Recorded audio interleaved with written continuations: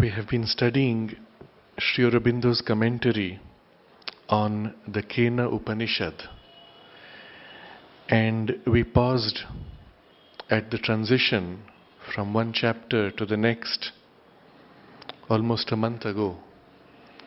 And so before we proceed with the next chapter, the super life, life of our life, we will briefly see the steps of thought which have brought us to this. Recall that the Kena Upanishad began with a question. Not one, but 4 questions. By whom missioned falls the mind shot to its mark? By whom yoked moves the first life breath forward on its paths?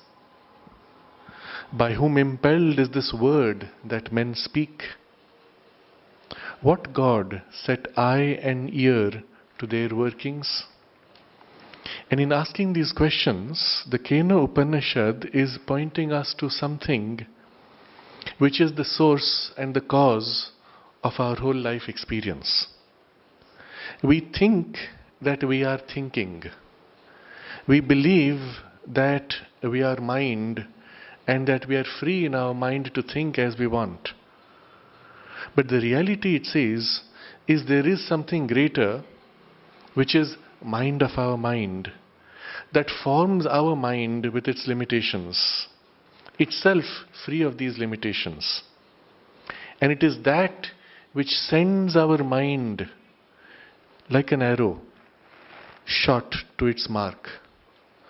When we think, when we understand, when we discover, when we have an insight, all of these outcomes of our mind's effort are launched by that mind of our mind, and it is that which ensures that our mind gets to the goal that it seeks. In the same way, the life force within us moves yoked by something greater, which is life of our life. And our word which we speak, which is a creative power, is itself a very reflected, reduced version of the divine creative power.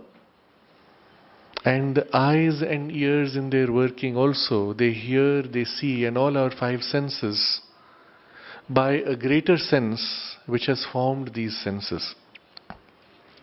And so, the Kena is pointing us towards that and reminding us to realize that by which all these things are expressed and possible.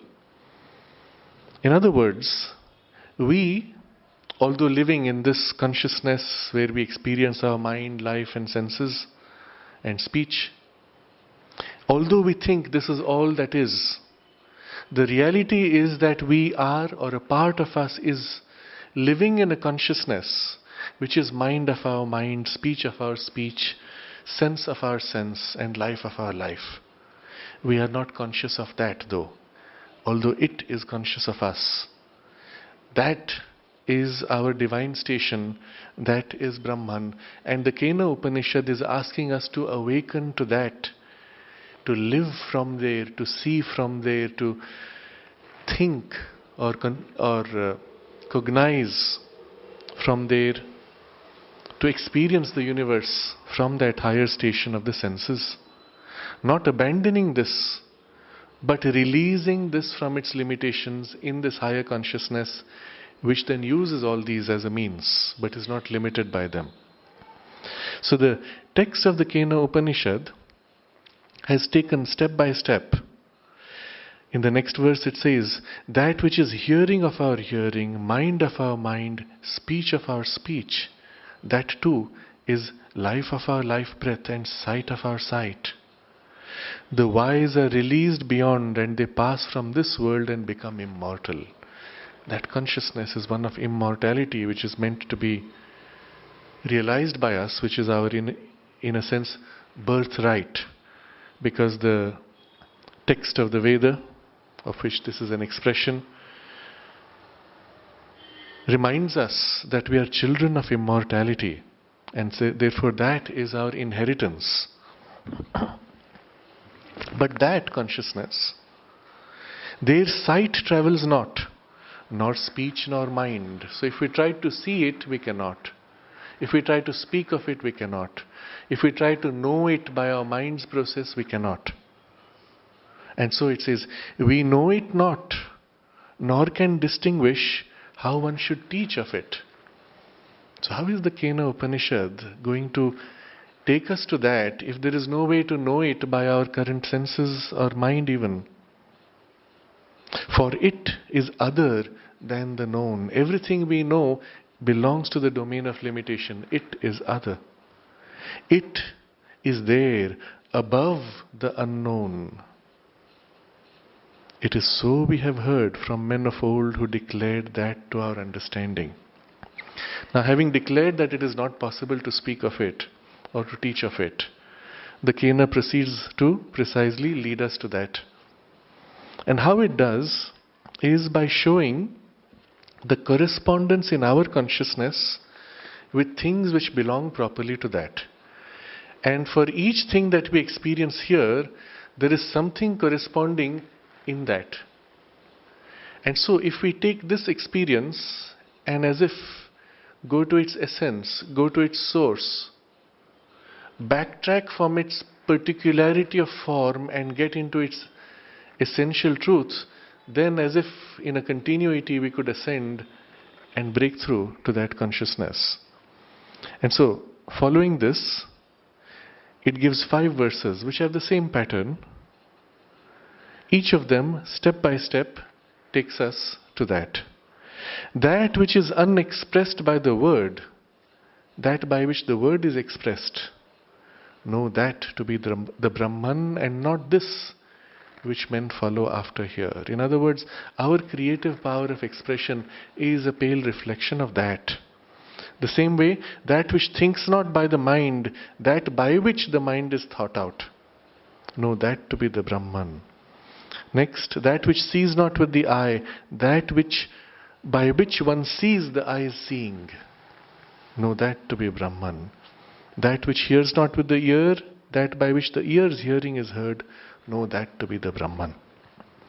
And Sri Aurobindo comments on each of these, dedicating an entire chapter, sometimes 2, to developing each of these. And having completed the chapter which deals with the sight and hearing, the next verse is being dealt with in the chapter we will now begin.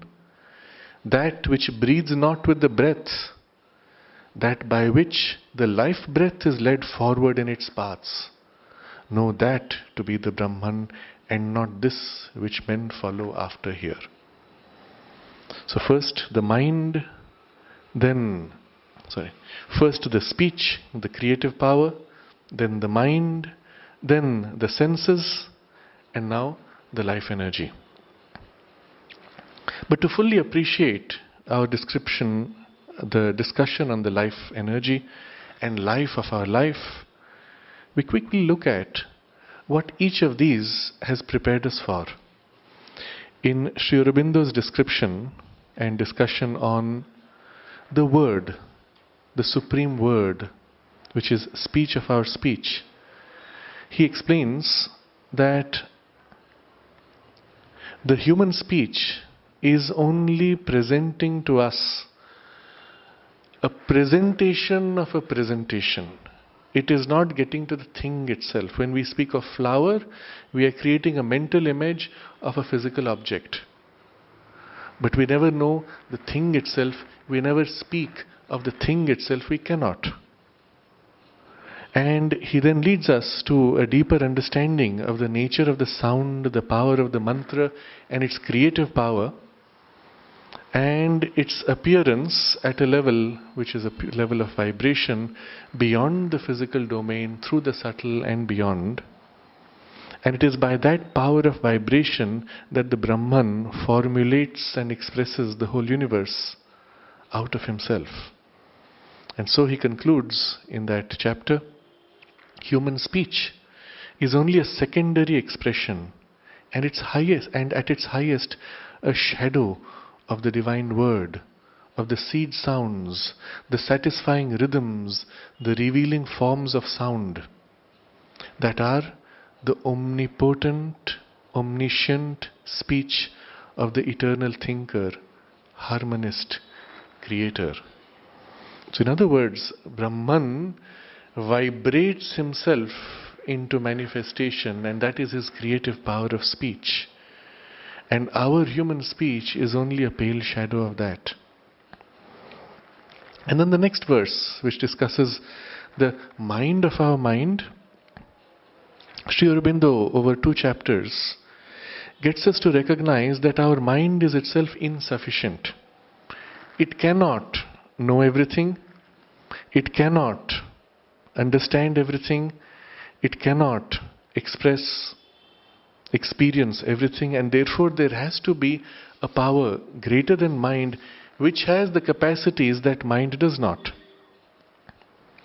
And this superior principle, which is mind of our mind, Sri Aurobindo uses the word supermind,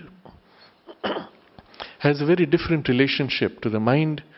Mind is belonging to the domain of division and limitation, while the supermind exists in consciousness of oneness, from which it expresses many facets of itself freely. How are we to attain to that? And the means he describes is the constant preparation of the mind by the admission into it of a working higher than itself, until the mind is capable of giving itself up to the supramental action which exceeds it and which will finally replace it. And showing that all of mind's faculties are really reflections and limited expressions of the pure free faculty of the supermind, all the working of the mind is gradually given up to the working of the supermind which replaces it. Just as our speech, by stepping back from its coarser form, goes into its essential creative power, so the mind can transcend to enter its mind of the mind. The next 2 chapters deal with the senses. First, Sri Aurobindo shows us that our senses are not merely biological functions, that essentially all sense is perception of mind. Mind perceiving an object through a mental contact and reproducing it.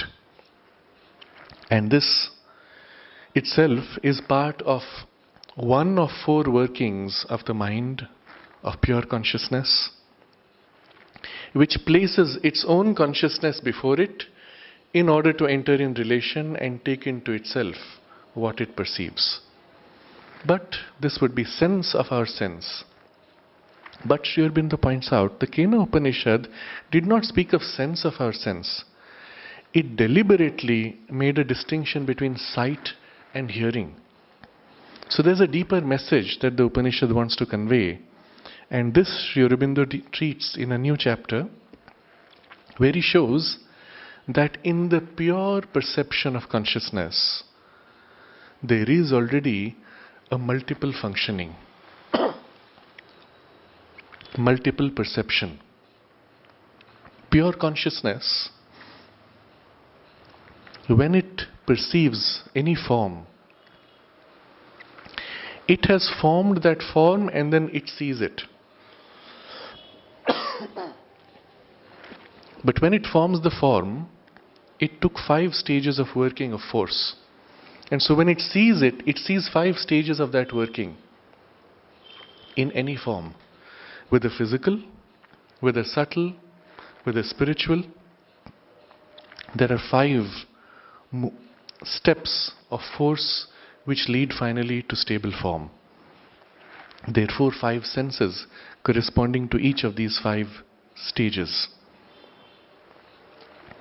Therefore, even when pure consciousness perceives pure consciousness in form, there is the experience of a 5-fold perception, which in our physical body, in our physical consciousness, is organized through 5 types of senses, 5 senses and 5 organs. But the spiritual seeing does not distinguish between these five in such a divisive way. It meets each of these in the other, and there's a kind of a complex mixture of the fivefold perception in its direct seeing. And in the chapter we last completed, Sri Aurobindo leads us to some sense of what that spiritual seeing, hearing, taste, touch and smell is like. That he has described as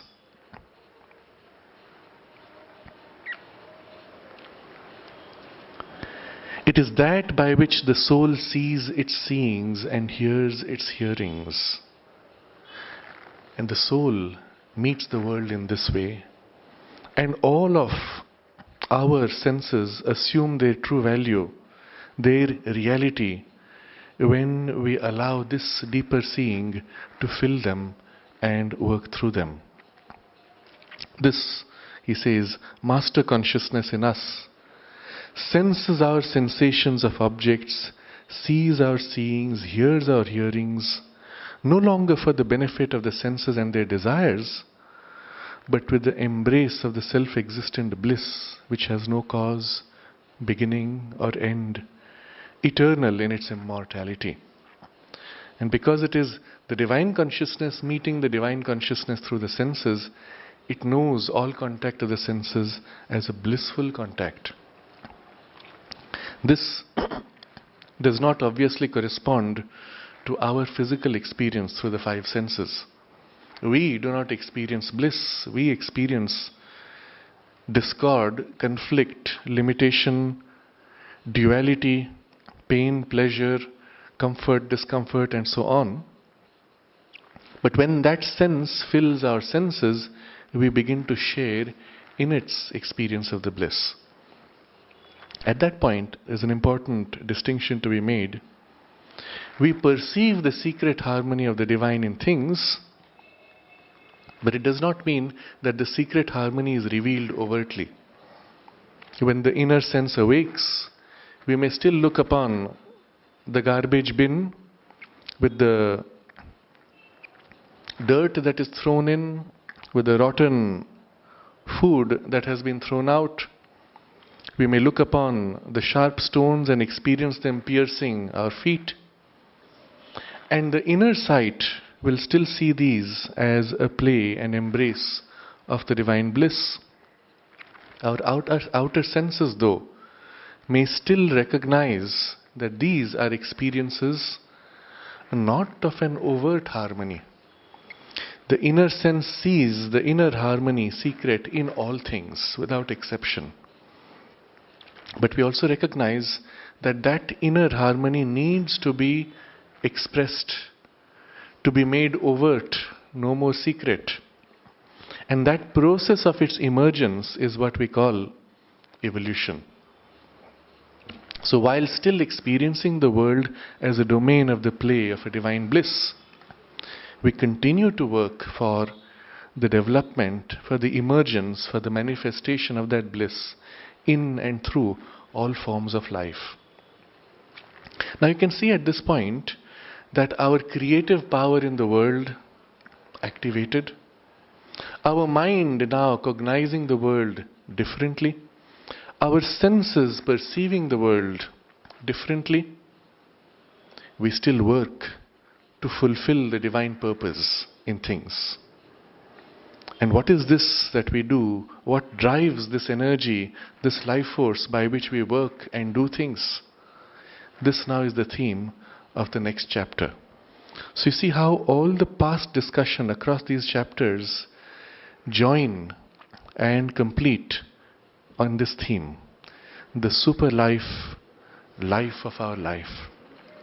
What is it that makes possible for us to experience this life energy and the possibility of entering this domain of form and living and interacting with the universe? So our life force, prana, is the obvious answer. But the Kena Upanishad is pointing to that which is life of our life. That by which the prana itself is created, by which the prana is driven. You will recall the first question. By whom yoked moves the first life breath forward on its paths? In the text, that which breathes not by the breath, that by which the life breath is led forward in its paths, know that to be Brahman. In the text, in Sanskrit, there is a particular use of the word prana which suggests something. Yat pranena na praniti, yena prana pranayate. Now in the wording, if I make a loose translation,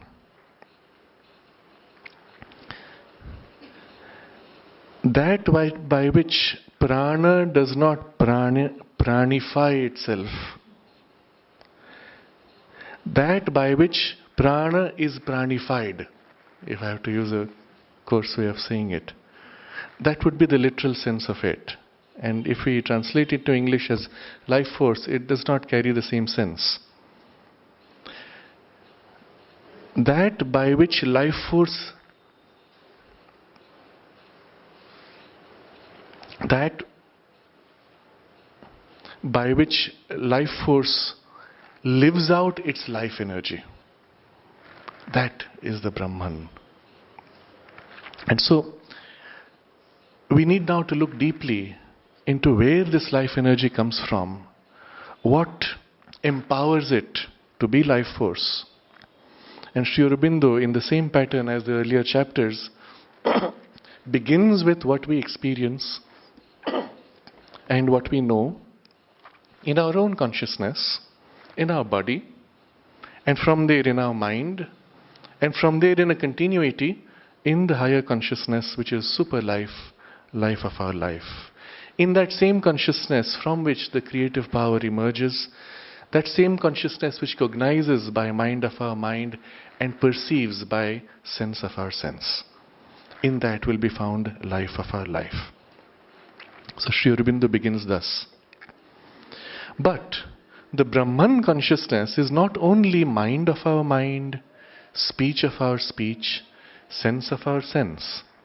It is also life of our life. In other words, it is a supreme and universal energy of existence, of which our own material life and its sustaining energy are only an inferior result, a physical symbol, an external and limited functioning. Now the same argument has been presented in the past when he led step by step to show that there has to be something beyond mind, otherwise we could not explain mind's working. There has to be a power essential without which our current sense experience would not be explainable, and so on. So all those things were done by step by argument. Now we can build on those arguments and straight away get to this idea that there is this supreme and universal energy of existence, not just of our body, not just of our life processes in nature, not even of the Big Bang.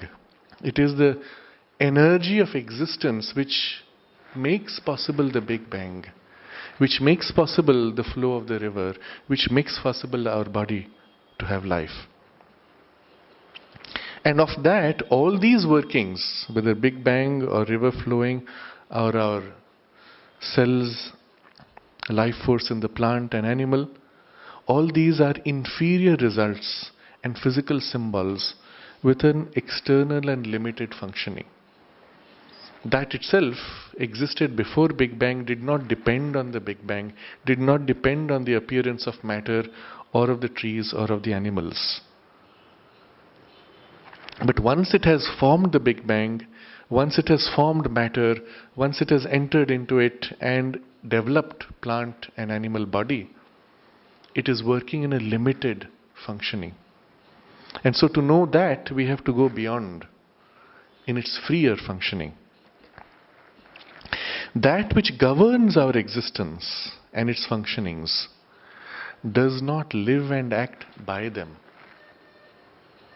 But is there superior cause and the supra-vital principle out of which they are formed and by which they are controlled? So the Big Bang itself, as science teaches us, is an enormous release of energy. Where did that energy come from? What released that energy in this very smooth explosion that in its very origin follows certain rhythms and forms that leads to a universe which is this massive, beautiful, harmonious,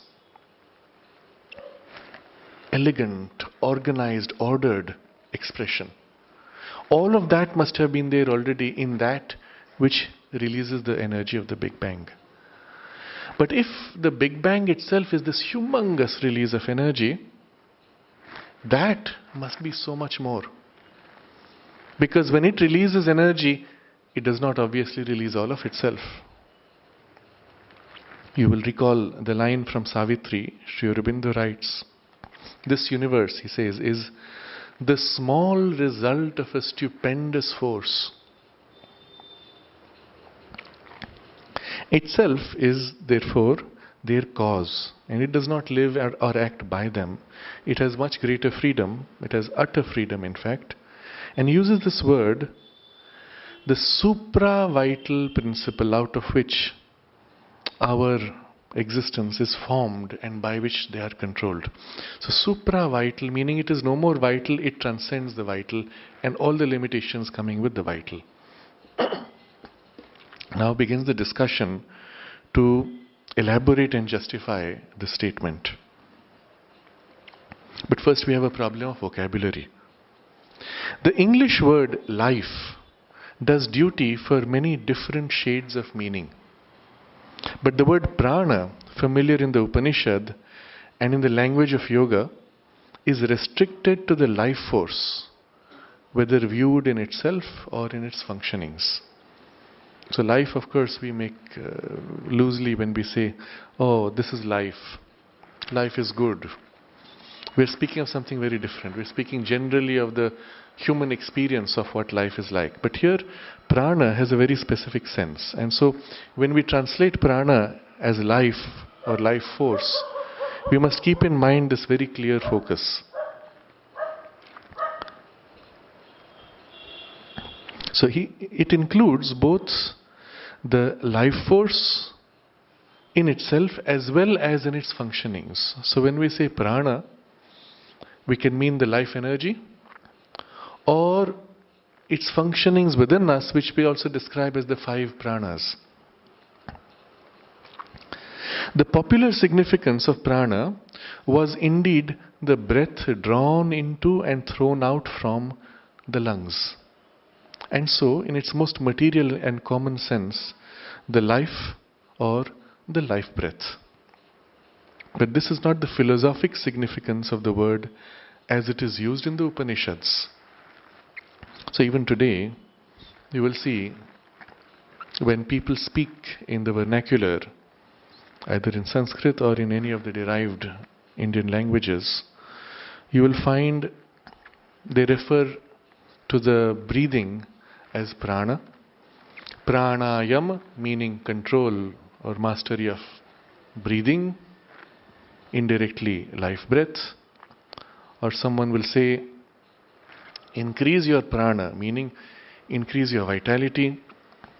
Or when someone leaves the body, he has left his prana, meaning he has left breathing or he has left the life force. The two are closely connected.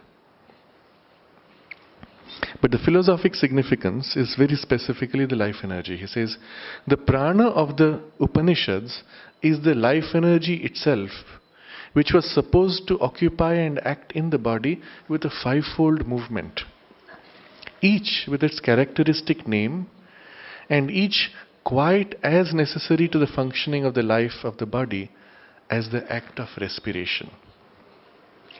Respiration, in fact, is only one action of the chief movement of the life energy, the first of the 5, the action which is most normally necessary and vital to the maintenance and distribution of the energy in the physical frame, but which can yet be suspended without the life being necessarily destroyed. So as with each of the earlier discussions where Sri Aurobindo went to the deeper working, with the question of speech, he went to the very root cause of our power of speech and creative power, all the way to the mantras and the seed sounds and the pure vibration from which everything is created or destroyed. As with the mind, all the functions of the mind went back to their essential functioning of cognition, and as with the senses, we went back to the essential perception of all senses in pure consciousness. So here he takes us to the secret occult working of life force in us. Life energy, he says, according to the Upanishads and as the yogic tradition teaches, is supposed to occupy and act in the body with a fivefold movement, and each has a name which describes its particular character. And of these, our breathing in the lungs is the first of the five, most necessary and vital to the maintenance and distribution of energy in the physical frame. Now his vocabulary is very precise. He does not even use the word physical body, physical frame. Because there is something even which is part of the body which is beyond the physical frame. A subtle physical which is also part of the body. And that is not so dependent on this physical breathing action. Of that subtle physical body, the gross part is like a frame supporting in the grossest layer. In the same sense as our bones are the frame on which our muscles, organs, tissues, blood vessels, etc. are hanging literally. When we stand up, the skin is hanging from our physical frame, which is formed of the muscles and bones. The muscles themselves are tied to but hanging from the bones. If suddenly the bones became jelly, our body would just squish under its own weight like jellyfish. That is the frame supporting everything else. But our reality of experience is not our bones. It's only the supporting frame. Our reality of experience is much more the muscles which allows us to move, is much more our senses which allows us then to reach out to act as well as to perceive. And in the same way, in the relationship between the gross physical and the subtle physical, both are in the domain of the physical. The gross physical is like the frame supporting the much more real physical life that we have in the subtle physical, but of which we are not entirely conscious. So just this one word, physical frame, is suggesting so much. So this breathing which we have in our lungs, the first of the five operations of life force in us, in the body, is the action which is most normally necessary and vital to the maintenance and distribution of the energy in the physical frame. If this life breath is stopped, it disrupts very quickly the maintenance of energy and the distribution of energy in the physical frame. Now, modern science studying the biological working recognizes that each time we breathe in, we are taking in air, and of course, primary component for that air is the oxygen. And then there's a whole system of the blood flowing which distributes this energy into the rest of the body, which then keeps alive all the cells which make up the body, in the muscles, in the bones even, all the way through. If now suddenly this breathing is stopped, or the air that we breathe in does not have the necessary oxygen,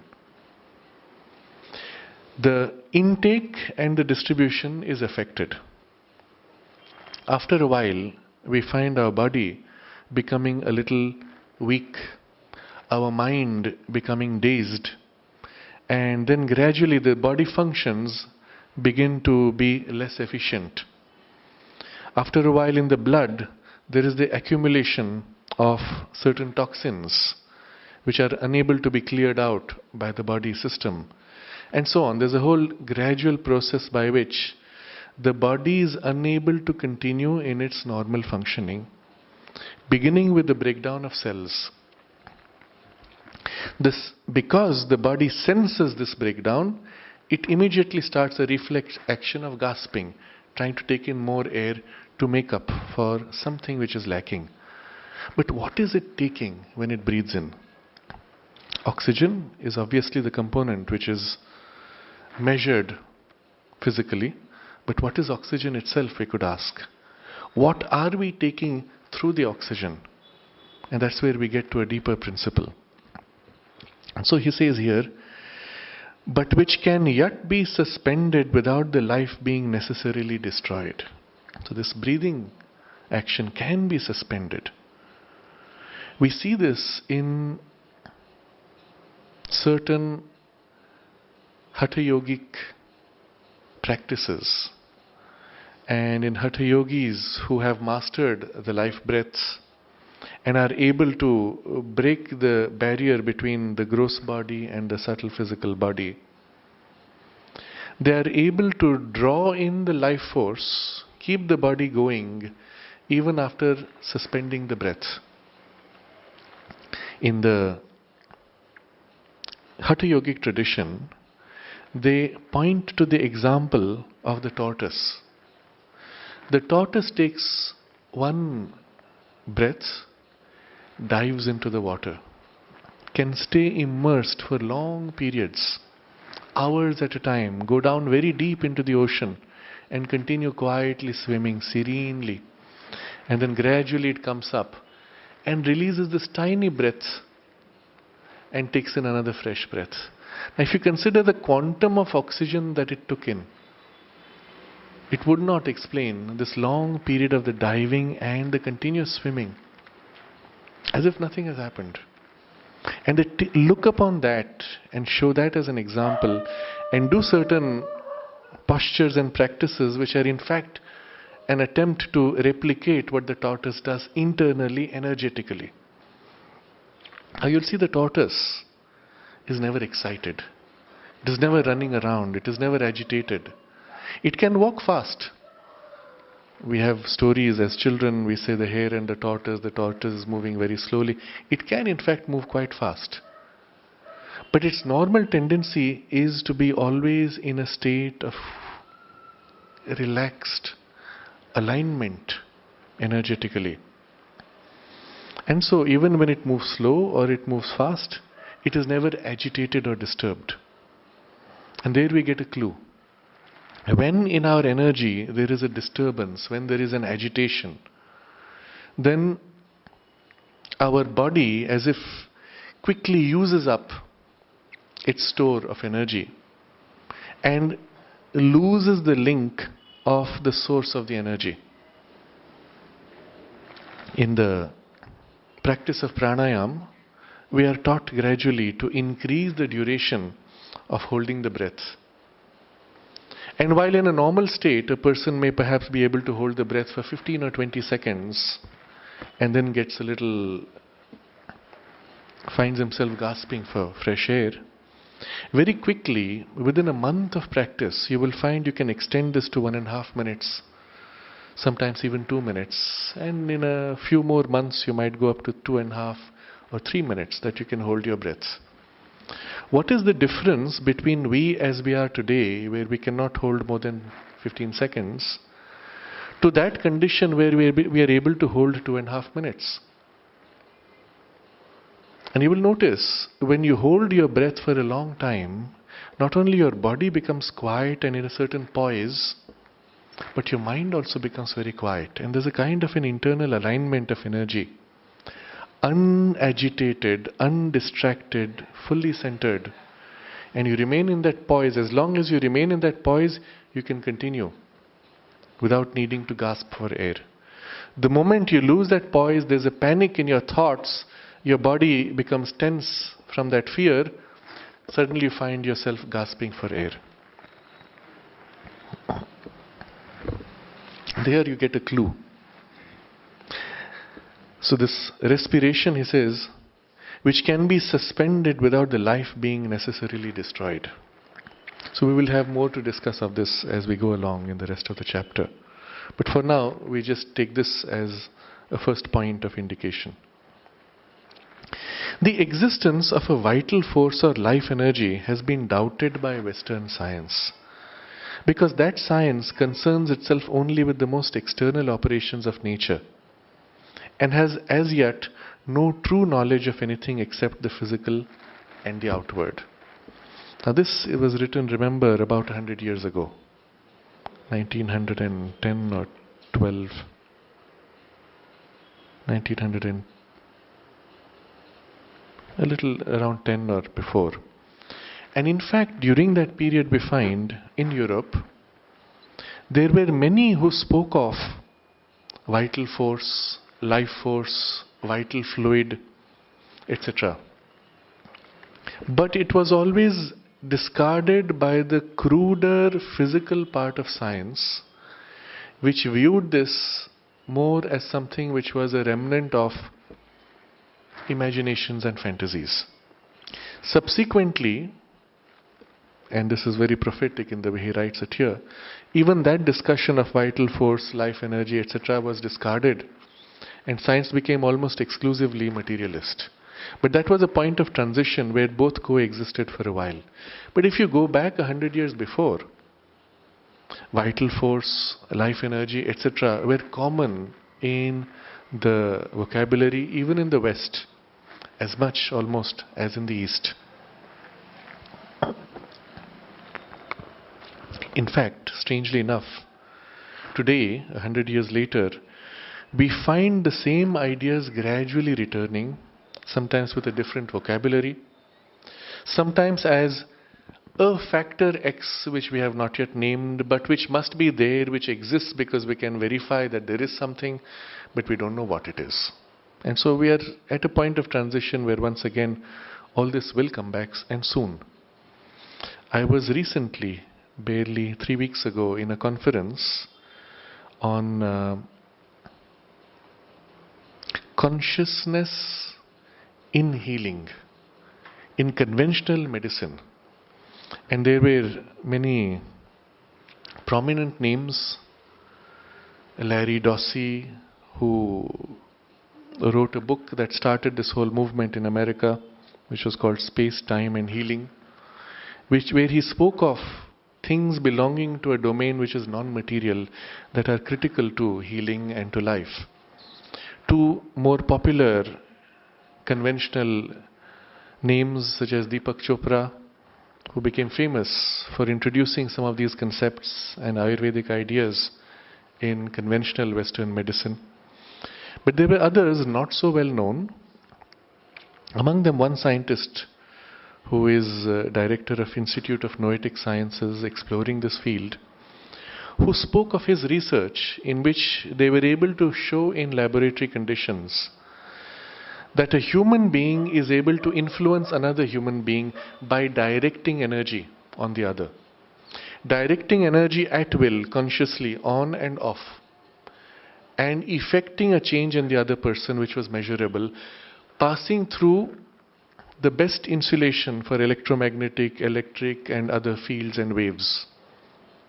Conventional science does not know of anything which can penetrate that kind of a barrier, and yet this is able to penetrate that, and so on. Many interesting presentations. And so there is a direction of thought which wants to bring back these ideas into the domain of conventional medicine, even in public health.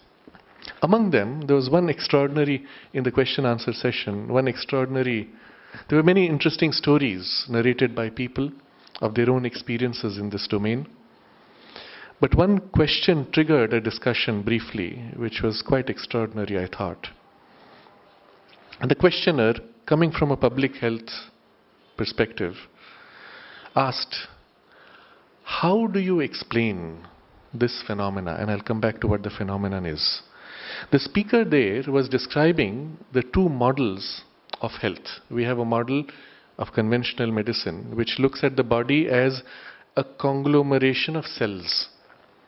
He describes historically how this perspective came because, well, people were looking through microscopes.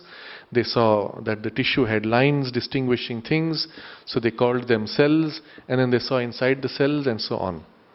So naturally, because the starting point was like that, they saw the body as an aggregation of cells.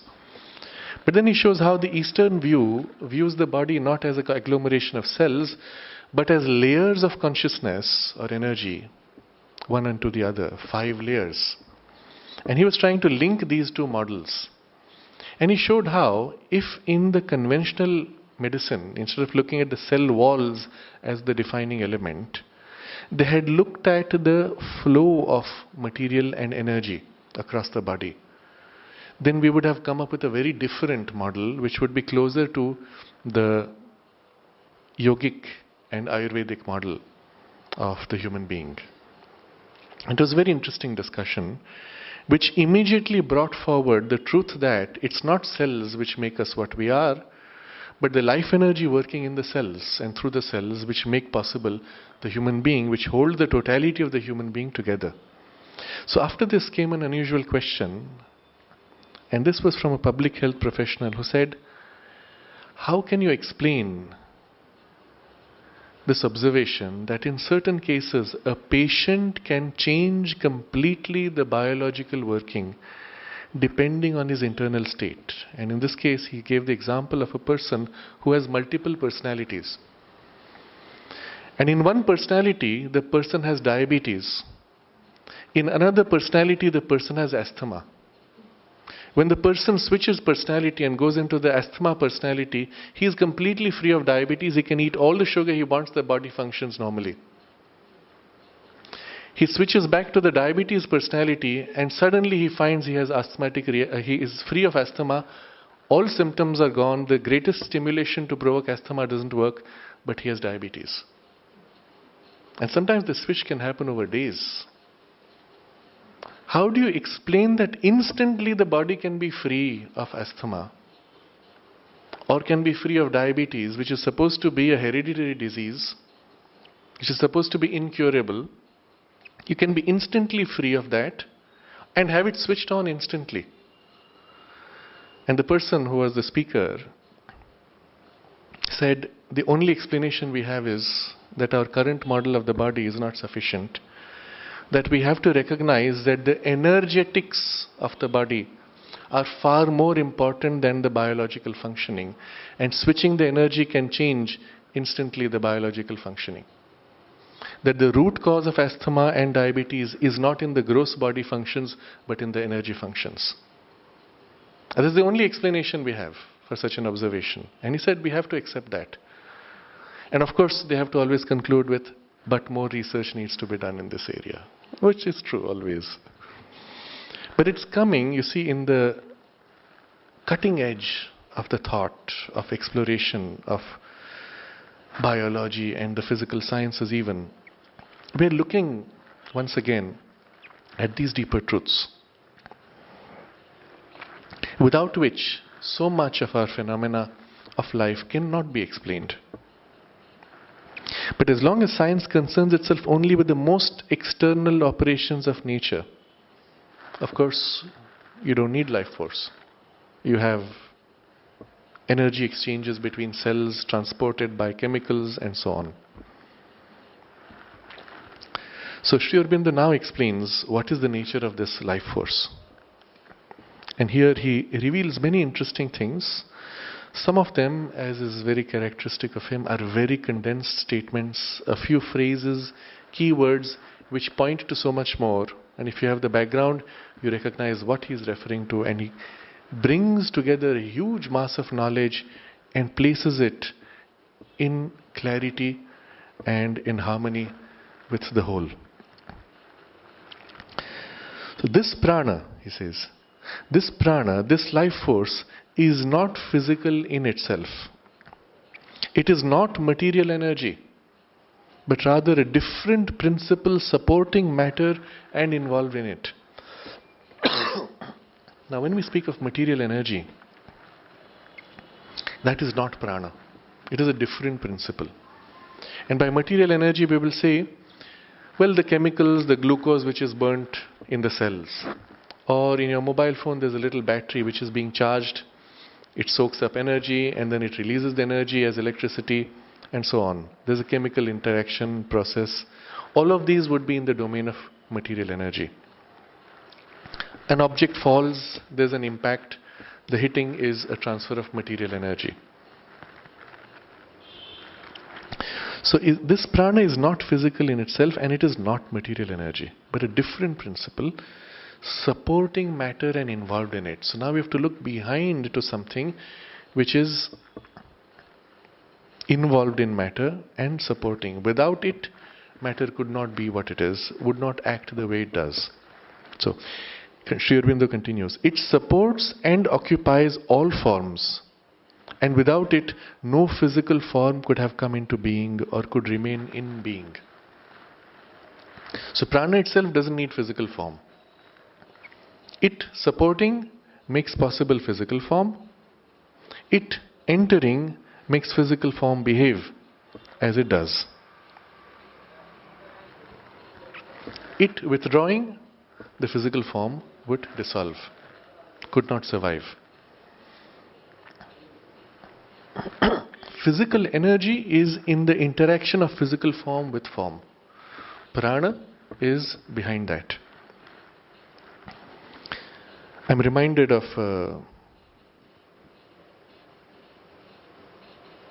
the work of Nikola Tesla.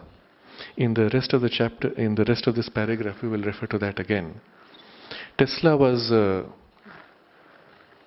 in my estimate, a vibhuti who came at the time of the action of the avatar to articulate and to bring certain possibilities on earth, especially in the domain of physical sciences.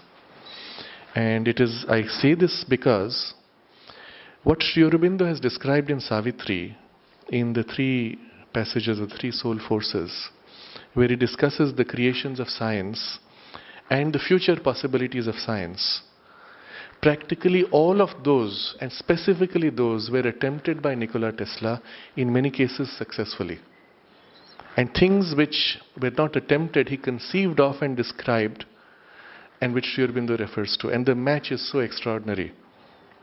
So that was my basis for that statement. But irrespective, he was an extraordinary person who went so far ahead of physical sciences that he had to be stopped by the evolutionary forces to prevent a premature development.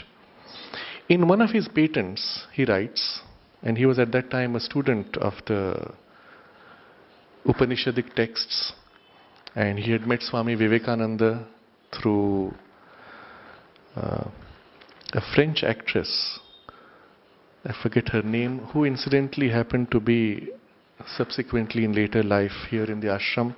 So there's some connections going back across lives even. So he met Swami Vivekananda, attended all of his lectures. Swami Vivekananda refers to him later. And there's a description by Swami Vivekananda that he told Tesla that according to the Vedic and Upanishadic science, matter and energy are equivalent, and you should be able to prove that with your science. And Swami Vivekananda records that Tesla said yes, he worked on it and he found a means to prove it. But subsequently they were no more in touch. I'm referring to Tesla because in one of his patents, he discusses exactly this, what Sri Aurobindo is saying here, and refers to the origin of this idea in the Vedas. And he says in the patents that all these current concepts of matter are wrong. And it is only the old Vedic conception of Akasha and Prana which can fully satisfy the experience of matter that we have. And he describes the appearance of matter as the underlying Akasha, which is, we may say, an etheric substance, upon which Prana acts to create whirls of movement. And as long as Prana acts to keep those whirls, we have the appearance of matter.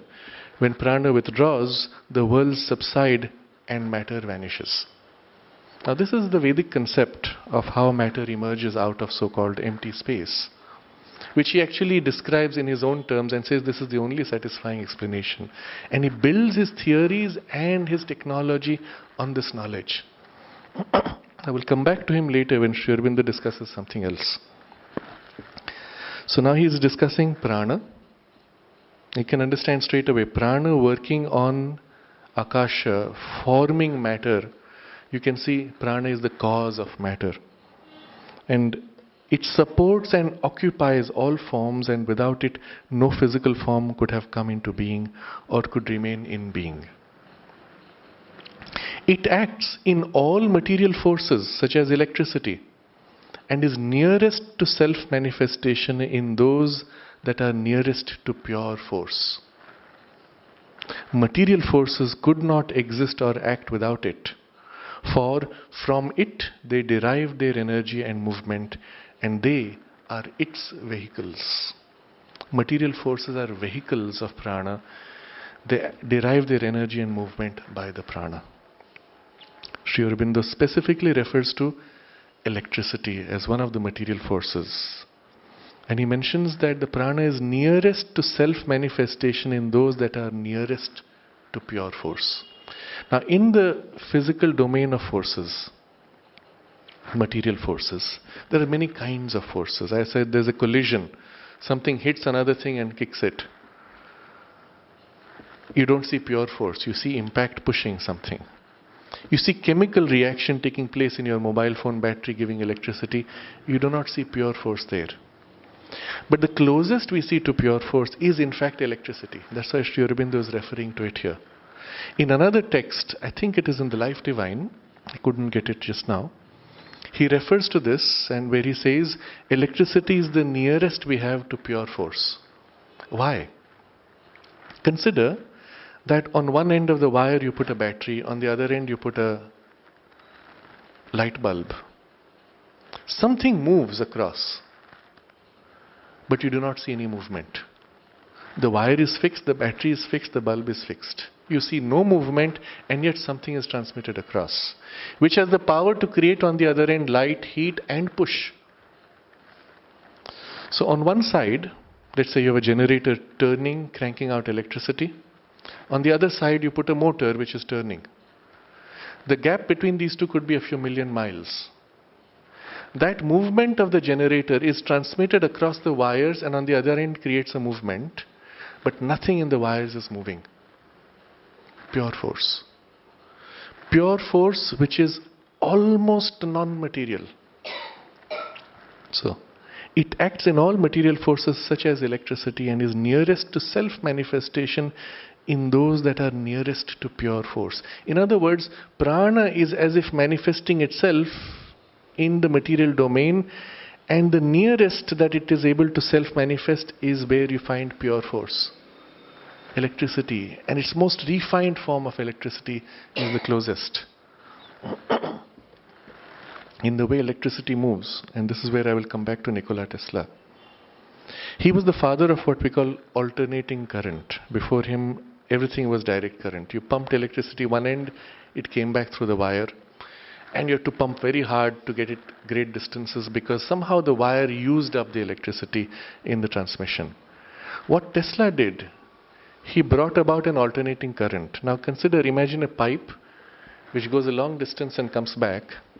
You push water, you have to push all the way for 1,000 miles and keep the force which is being lost by friction, keep it until it comes back. But if what Tesla did, he pushed one end slightly, then pulled back and pushed the other end. Pull, push, pull, push, pull, push. When you go like that, what you're sending is vibration of electricity.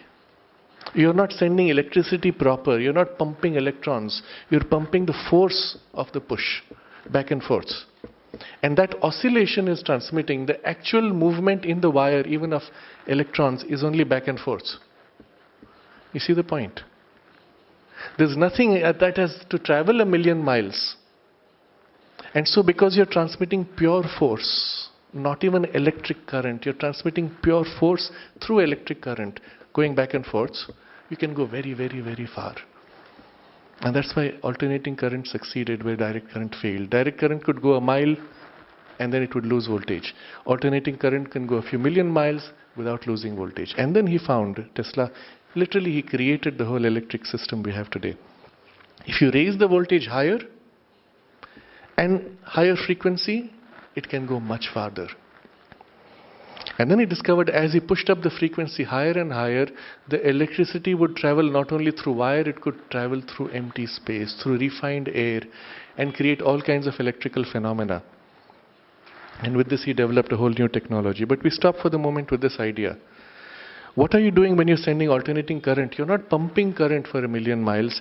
You are pumping pure force through the push and pull of current, just like that. If you take a long wire, long rope, let's say, instead of making the rope turn all around, you pull push. The rope itself moves just a little bit. You're transmitting force through the rope. And here you're transmitting force through electricity. And at that point, even the electricity does not have to travel. It is pure force which is being transmitted. And at that point, he says, is nearest to self-manifestation in those that are nearest to pure force. What did Tesla do subsequently? He had obviously some intuitive and even occult insight. He developed his technology in a different direction. When he saw this, he tried to develop machines by which this alternating current was raised to higher and higher frequencies, higher and higher voltages, and eliminating from it the electric component. And so he created an extraordinary series of patents, all of which are making minute improvements to cut the current before the electricity moves, so that only the pure force goes through the wire. The result was he was actually able to create a device that pumped out, so to say, pure prana, or the closest physical manifestation to prana that was possible through pure electricity. A device that, he said, in the descriptions of it, when you placed it, it was only single wire at that point. There are no two wires required. It's pumping and then cutting off repeatedly the electric component until pure gaseous form of electricity was emerging. This could be placed on the body and it had tremendous healing effects. If it was placed on the body in a certain way, a person would have deep sound sleep, wake up completely refreshed. If it was placed in another way, at certain frequencies, it could create heat and warmth inside the body. It could cure ailments and all kinds of things. He in fact expected this to be the standard means for healing in all homes. And so this, I give his example because he actually worked in this direction of experimentation. So we take it as a digression perhaps, but it is indicative and suggestive of certain possibilities of how prana could be tapped by physical and electrical means.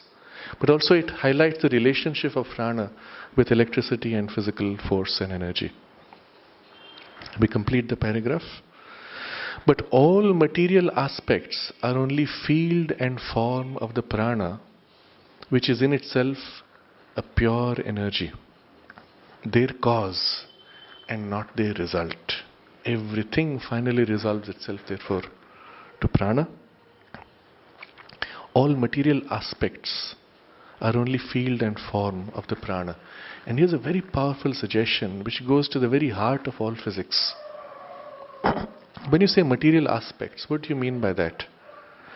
I look at an object, it has color, it has texture, it has smell, it has flexibility, elasticity, any number of physical properties. But all of these, he says, are only field and form of the prana. If you go down minutely with a microscope, all the way down, well, you see molecules. You go down, you see atoms. You go down, you see particles. But what are those particles in themselves? The only thing which you can measure. You can never see the electron directly or the proton directly. You can only interact with its electric field. You can never see the electron, you can never touch the electron. You are always interacting with its field. And who is interacting? Your field is interacting with its field. One could have perhaps even said there is no such thing as a particle called electron. There is only the electric field of the electron, because that's all that you can actually interact with. In other words, life force, when it spreads itself out in a certain field, shape of field, form of field is for you an appearance of a particle. The shape and the particular form of that field is for you the appearance of a different particle. When we look at through very high power microscopes the form of an atom, we do not see a particle and another particle. We see a field, a shape like that of energy, which is what we are interacting with. It is that which the prana is forming, which makes for us the appearance of the physical particle. And you see these two words, but all material aspects are only field and form of the prana, which is in itself a pure energy, their cause and not their result. If you look at everything in matter, the color is the way this particular field and form of prana causes light to modify when it touches it. That gives you color. The elasticity is the way the field and form of these different particles entangle with each other. If they are loosely entangled, we find it's elastic. If they are tightly entangled, we say it is rigid. All properties of matter resolve themselves to field and form of prana, which is in itself pure energy, their cause and not their result. It, the prana, it cannot therefore be detected by any physical analysis. Because when you go down, you will only meet field and form of prana. Physical analysis can only resolve for us the combinations of those material happenings which are its results, and the external signs and symbols of its presence and operation. In other words, you'll see all these combinations of forms and fields, and that's all you can go to. And they are signs and symbols of the presence and the operation of prana in this way. Now, the moment you come to a recognition like this, your whole perception of matter changes. And considering that this prana energy can be wielded by you consciously, it opens up enormous possibilities in the material domain. Things like materialization, dematerialization, teleportation, transmutation, all of these become almost as if child's play. Oh yes, you just have to modify the arrangement and working of the prana inside. Everything else will be automatically the result. As long as you are operating on matter through material processes, you are limited to the so-called laws of physics. When you operate upon matter through its cause, which is prana, you are causing those laws. Remember, through prana, you can modify those laws and do anything you wish. My favorite story, which was narrated to us by somebody who knew this scientist in Calcutta, he said this scientist in Calcutta went to the Himalayas, saw somebody meditating on a mountain and said, "Why are you wasting your time? Look at our science, how much we have discovered." So this semi-naked sadhu picks up his kamandalu water pot, places it in the air and releases it and says, it's left hanging there, and he says, "Can your science explain this?" And the scientist was so shocked, he went back, resigned his job and became a disciple of the sadhu. And we were commenting that it was a pity. I would have much preferred if he had united science with this deeper knowledge rather than abandoning the pursuit of science. But anyway, the point being that prana operating directly forms the laws that become the basis for the physical working. So,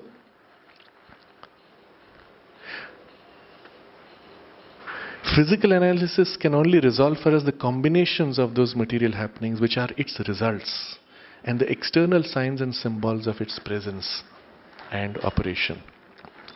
You may recall also the incident of Kavyakantha Ganapati Muni, who was Kapali Shastri's teacher earlier, and the story from his life where he was living in the houses of poor people who were his devotees.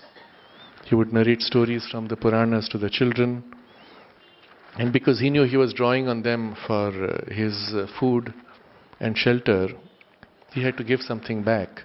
So he asked for a 1 anna coin. In those days that was a lot. 8 paise was a lot of money. It could buy you a lot of food before enormous devaluation which has happened in all these years.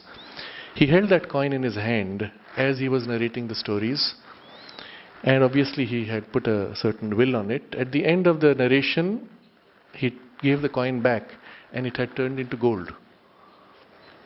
Any metal, it didn't matter what the metal was. He had only to imprint the will upon it, and the prana molding according to the will recast its pattern and form of field. And you had gold, and stable enough to remain permanently, which he gave to them to cover their expenses. So many such incidents which are casual in the life of a yogi seem to us miraculous when we look from the perspective of physical matter as being prior. But when you look at it from this perspective, oh yeah, you would expect it to happen. In fact, you're disappointed that you can't do it. You would want to be able to will things to change, isn't it? As you do in dreams sometimes. But yes, those things are also possible. We need to be able to awaken to this deeper truths, not just of the inner prana, but the life of our life. And so we will come to all that. The next question Sri Aurobindo asks, how then do we become aware of its existence? If physical science, physical analysis cannot resolve and perceive this, how then do we become aware of its existence? And the method now he discusses, and then what do we discover when we become aware of its existence, how it functions in our body, the whole yogic approach and the science of wielding the pranic energy and its source in the power of Brahman is elaborated in what follows, which we will take up next Sunday. Next Sunday, I will be out of station, so in the Sunday after. There's a slight change in my program from what I had announced last time. We will have our class on Friday as usual, and on all the subsequent Fridays from this Friday on. Only next Sunday we will skip and continue this text in the Sunday after that. For those who are interested, there will be a video of some other talks on the Sunday. So, briefly to review this chapter, Sri Aurobindo is showing us life energy as different from physical energy, its cause, and the physical properties, happenings, substance are all result and external sign and symbol of the presence and operation of prana. And this becoming conscious in us of it, we make as now our gateway to become aware of our super life, life of our life, which is the power of Brahman consciousness, of which prana is itself a secondary working.